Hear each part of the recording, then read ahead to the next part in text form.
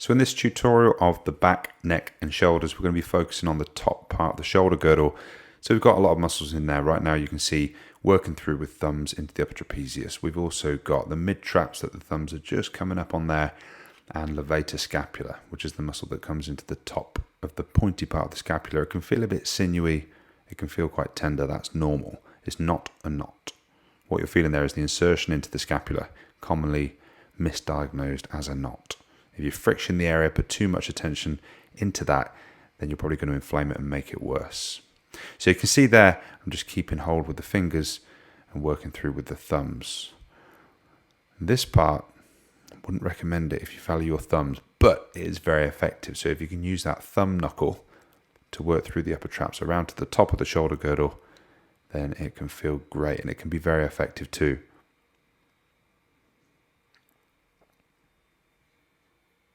Don't overuse this one. Your thumbs won't thank you.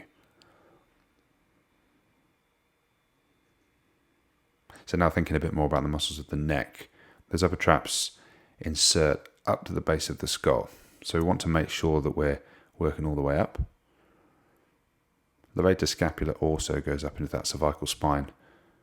So if we're getting one, we're probably going to be getting the other. Just peeling off some K-tape there. She's not completely broken. That was from a former tutorial, so you have to excuse that flapping around. But we're now working around to the opposite side. I will tend to go one side, then to the other, then back to the original side, just more than anything so that I haven't forgotten what it is that I've done.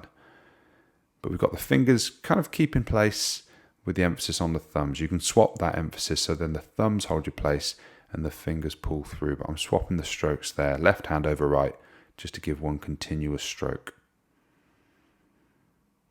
Now paying some attention with the fingers into that anterior neck space. We've got the scalenes in there as we come up to the collarbone underneath. So don't go too deep into that area. It can be quite tender. There are some things that we don't want to be putting too much pressure into in that area. Now a bit of focus on the neck, moving the hair out of the way. And we're just finding different angles to work things through. We can work with the fibers, which is longitudinal. We can strum across them like guitar strings, which is transverse. With there being so much musculature in the upper back and neck, we need to make sure that we include strokes in both directions. Using that thumb knuckle again. I'm being completely honest here and showing you what it is that I do. I wouldn't recommend this to be done too frequently with too much intensity, because it does put your thumbs in quite a precarious position. Transverse strokes from the spine across to the medial border of the scapula. Make sure you're not putting pressure into the spine, but work through with an open palm. The deeper you go, the slower you go. I hope you've enjoyed this.